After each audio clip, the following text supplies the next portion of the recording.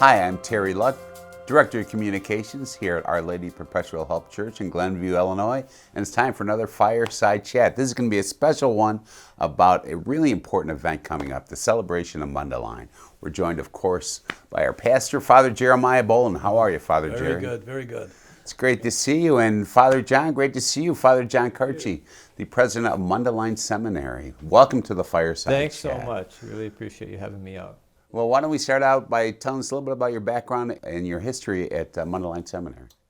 So I, like Father Jerry, I'm a priest of the Archdiocese of Chicago. I was ordained in 2002, originally from Northwest Indiana, but Chicago's been my home since college, really. And served in a few parishes, most recently before Mundelein, St. Benedict's on the north side of Chicago. But I've been at Mundelein now for 12 years, on the faculty for 12 years, but rector, I'm just finishing up my 10th year now. Oh, happy anniversary. Yeah, thank you. Big one. And tell me a little bit about the mission of Mundelein Seminary. So Mundelein is what's known as a diocesan seminary. So it's preparing men to be diocesan priests, parish priests by and large. It's a graduate program, so all the guys coming up there have bachelor's degrees already. It's really the last 4 years of their preparation before being ordained. And what many people maybe don't know is certainly all the seminarians for the Archdiocese of Chicago go through Mundelein, but we serve 25 other dioceses as well, from Seattle to Albany in New York. It's just the nature of the world today that every diocese can't afford to operate its own seminary, so you tend to have these regional seminaries. And so we have all the men preparing for Chicago, but as I said, quite a few others from around the country and a few international students as well. Interesting. And so they come here and then they'll go spread back out across the country. Exactly. That's the whole idea. They'll be here during the school year, then in the summers they'll go back to their home dioceses. But once they're ordained, they'll go back. I always put in a plug for Chicago. I say it'd be great to stay. You might think about it. But their bishops feel otherwise, so they go home. Well, Father Jerry, you were class of 1981, right? Yes. Do you have any special memories you'd like to share about Mundelein? Well, first of all, I'm thrilled that Father Kartje is here. For many years, John has helped us out as a weekend presider. He's done many of our Lenten missions and Advent missions, and he's really one of the most popular preachers we've had here. And people constantly talk about homilies you've given and talks you've given, and grateful for the influence you've had on us. And so I was ordained in 1981, and my class had a wonderful experience at Mundelein. One of the things I've always appreciated, and as I've become an older priest and see how different seminaries function, I've always been grateful that Mundelein prepared us to be parish priests because the vast majority of us, the majority of our ministry will be in parishes. And I think we were very well equipped to begin our parish ministry. We entered the priesthood at a very challenging time with a lot of discontent in the church and discontent in the diocese, but that's the reality of life. Sometimes people talk about the days of yore, that everything was so much easier. I don't think that's really true. I think each age has its own challenges and its own conflicts and difficulties, and being equipped to be flexible and to be able to adapt is a major pastoral gift that I think we were given as I look at myself and the experiences of my classmates. Being able to adapt is the difference between being a very successful priest and not being a successful priest. Yeah, especially over time with all the changes over time. Well, can we talk a little bit about the relationship between OLPH and Mundelein? Because, again, as Father Jerry, as you just mentioned, Father John, when you speak here, everybody loves when you come and talk and give a presentation. And then, on the other hand, we are a teaching parish for the Tolton teaching program. So maybe you could talk a little bit about our relationship. Well, we've had a long history of having newly ordained priests and seminarians here. we trained a cardinal. Cardinal Wilton Gregory was his first assignment was here as a priest. And over the years, this parish, it's in its DNA, loves priests. And because of its vitality and its size and everything, it's a great teaching parish for a newly ordained or a seminarian. And I look at the great blessings that I've had as pastor. I've just been very fortunate that all my associates were newly ordained priests, and we have a wonderful group of seminarians from the Diocese of Grand Rapids, who I'm always trying to twist their arms to come home to Chicago, following the leadership of our rector. They're outstanding. We have a very positive experience of young priests here, and I think the priests develop friendships here that last them throughout their priesthood. The parishioners love it when a former associate comes back for something. The same can be said of seminarians that have worked here. It's really helped create a great part of our parish experience, which is, in a lot of parishes, just the way it is, people tend to see an older priest, and they don't really see younger priests. And we've been very blessed with the vitality that a newly ordained or a teaching parish seminarian does.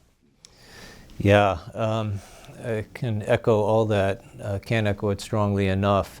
And as I look at, OL, what strikes me is exactly what you said. I think it's a formational parish. Every diocese is blessed to have, one or two parishes that are just really special places. And for me, at least, OLPH, and I'm from the South Side, but as I've gotten to know, I honestly cannot think of a parish that better embodies what it means to be a formational parish. And Father Flager, Cardinal Gregory, it's a who's who of guys who served their first assignments here.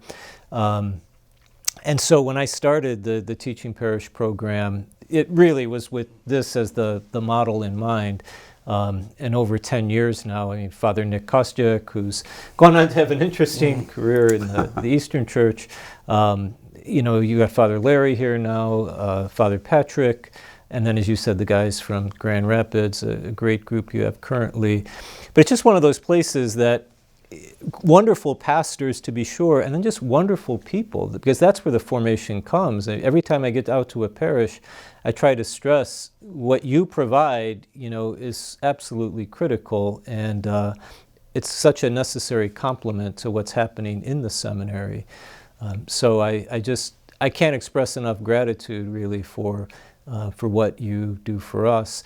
And the other thing I would just quickly say, you mentioned older priests and younger priests. When I think of OLPH, a word that most comes to mind is multi-generational. And these days in the church, you hear so much about, well, it's this demographic or that demographic, it's the young adult mass, it's, the older families. I think the sign of health in the church is when you have a multi-generational draw, right? Obviously each affinity group has their own things, but what I loved about coming out here to celebrate Mass is you look out and you just see, little kids through their grandparents, and I met so many people who could just tell me the usual trail of growing up here, then, they get married, go off, do their time in the city. When they want to raise their families, they come back. And I just loved, to hear that. And I want our guys to be exposed to that sort of an experience as much as possible. But for me, the marker of a healthy parish is that you have that multi-generational presence. Yeah, that's important. Let's talk a little bit about, we talked about younger priests and how long you've been there. Is the mission of Mundelein changed as far as priests, your approach to bring priests through the program and their relationship to parishioners today? Yeah. Well, I would say the mission hasn't changed. For me, the mission is the one that Jesus had when he sent the disciples out. And that can sound kind of formulaic, but I think it's real. What changes, of course, are the particulars of any given time or generation. And to be sure, now we're into Gen Z. So the millennials, they're old timers now. Gen Zs are the guys coming along into seminary. And so obviously, social media is just ingrained in their bones. They, as many people are familiar, they were going through high school during COVID or maybe early college, so that was just a huge formational piece for them, and we would be very remiss not to be aware of that. So the idea of just sending someone out now, into a large parish community, that may be a different experience than, say, for some of us who were in big colleges or high schools and whatnot. So we try to be aware of those things. Families dynamics are much more fluid these days, so family of origin issues to be aware of. I would just say in general, what broadly gets referred to as human formation, right? So yes, you can learn theology, but how do you just grow in your own skin, so to speak? And that means awareness of family of origin, gaining a certain facility and comfort with interacting with diverse populations. Change, right? That's the one thing that's never changed. I say to the guys, if you want to write your own ticket, you're in the wrong place, and you're setting yourself up for frustration. So to learn how to be comfortable with that. And so some of the techniques that we use now, going out to parishes is not new. That's been around forever. But I'd say we try to just be very intentional about those placements and then how we talk about them and process as they come back.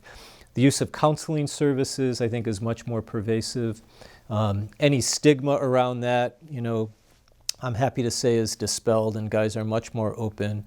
Oftentimes you just look better at self-awareness and better understanding of their families of origin. That's a piece that's there. The pedagogical techniques that we use, so more social media. A program that I'm really excited about, a recent program, is the use of simulation training, where you're actually simulating, pastoral encounters with professional actors, in a sense, who've been really well prepared to represent everything from couples preparing for marriage to someone dealing with a difficult pastoral situation, and the ability to really observe that carefully with observation equipment and so forth, and then just to really help the students process that. So those techniques change. The society changes, but the mission is the same. Interesting. And Father Jerry, when you mentor these seminarians coming in, do you have a different approach over the years? Yes, because of the background. You'll have a seminarian who is sort of a cradle Catholic, came from a home parish. Parish was center of their family life. And then you'll have someone that had a kind of a conversion experience in college. They weren't particularly affected by a parish, but came to a faith sense that God was calling them to serve, and they're exploring the possibility of priesthood. Also, the thing that's really been interesting has been the vast increase of diversity regarding cultural and ethnic backgrounds.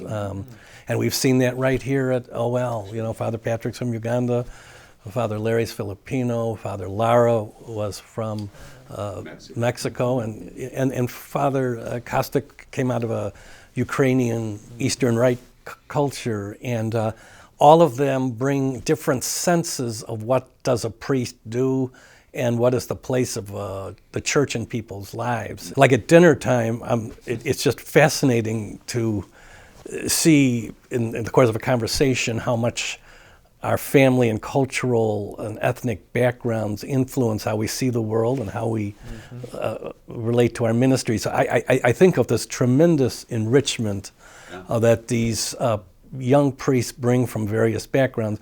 Because if we just take a look around the congregation is very diverse and increasingly diverse. And I think a priest from other parts of the world will undoubtedly find some, a community here in Chicago that's from, a village in Nigeria that they're from, Mm-hmm.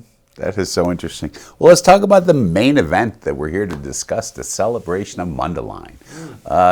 what is the event, and how long has it been around, and what are we trying to accomplish? Yeah, so gosh, it's been around for over 30 years now, and you know, it's just a wonderful opportunity to express gratitude to various folks, broadly speaking, you know, who've served the church in different ways. I think initially it was more focused to specifically alumni and, you know, priests in the diocese, but we've been able to broaden that a little bit in recent years. And in my mind, it's an opportunity to, Celebration of Mundelein it's called, but it really is a celebration of the church, especially the local church. And I cannot tell you how thrilled I am. You know, I pushed hard for this lineup. As any pastor knows, you only get to make so many decisions, right? Everybody thinks you get to make all the decisions. But a dream of mine, I mean, parish ministry is really what we're all about. That's what the guys hear me talk about all the time.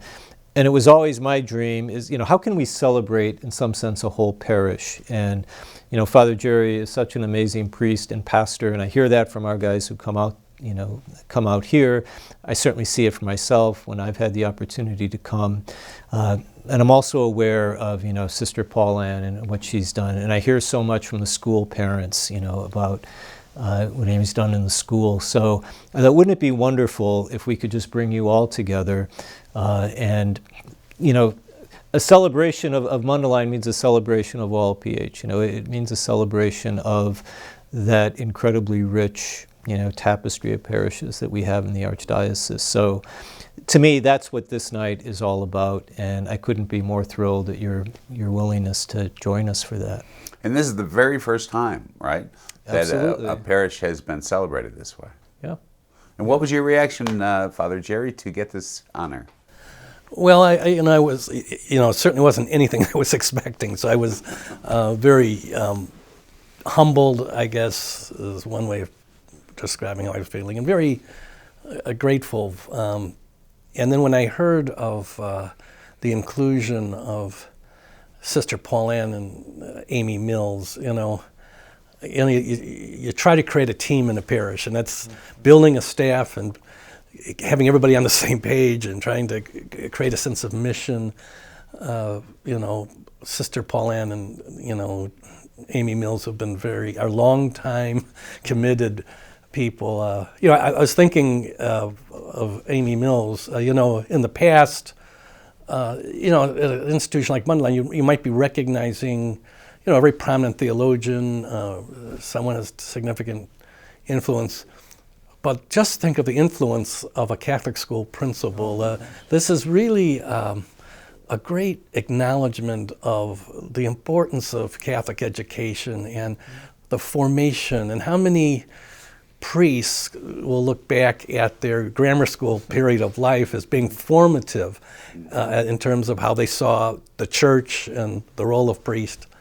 And, Sister Paulanne is, our most famous parishioner. She has devoted her whole religious life to this parish. And I mean, where have you heard of a religious in one parish for 62 years? It's a gift of her ministry to us, and she is an extraordinary example of following the footsteps of St. Francis as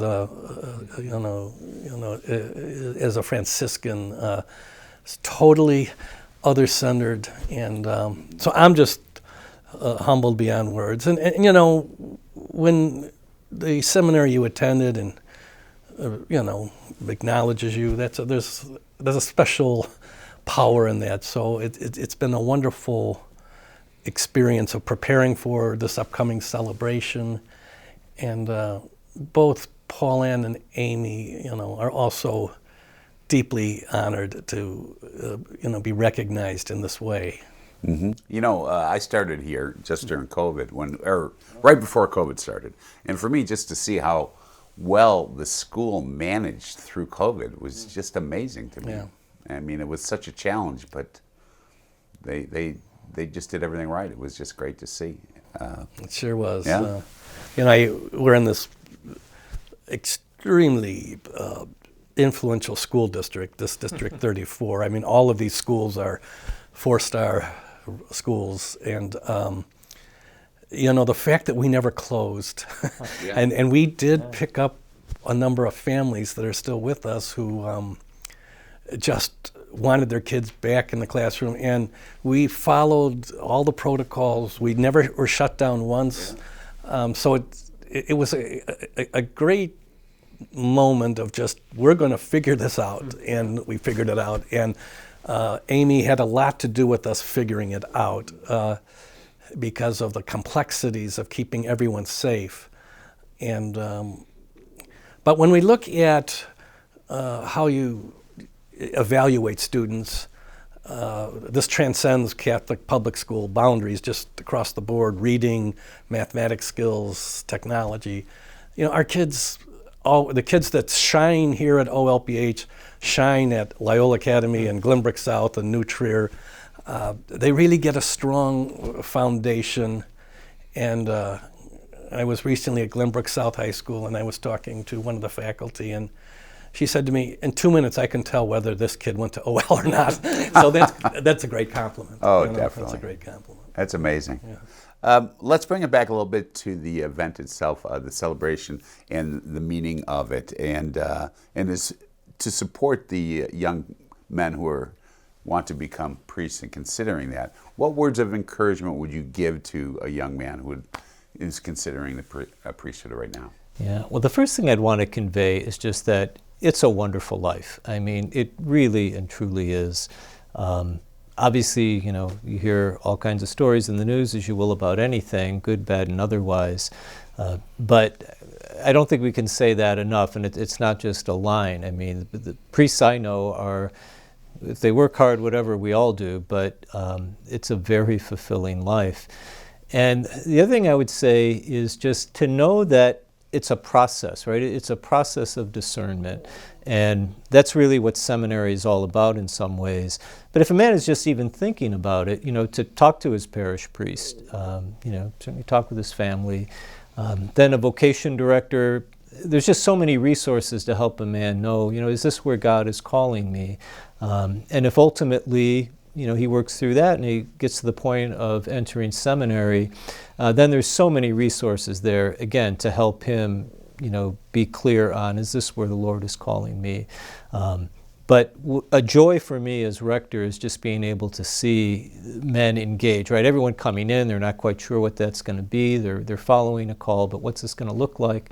And then you begin to see them really just come alive, certainly as they're learning about the faith and the tradition, but it's also really primarily, again, for guys preparing for be parish priests, to see them interacting with people in the parishes, and just the joy that brings on, and the maturing and everything that goes with that process. So if someone is thinking about it, I would say, trust that initial voice if you're hearing it, but don't be afraid about moving forward, because you'll be accompanied in that journey.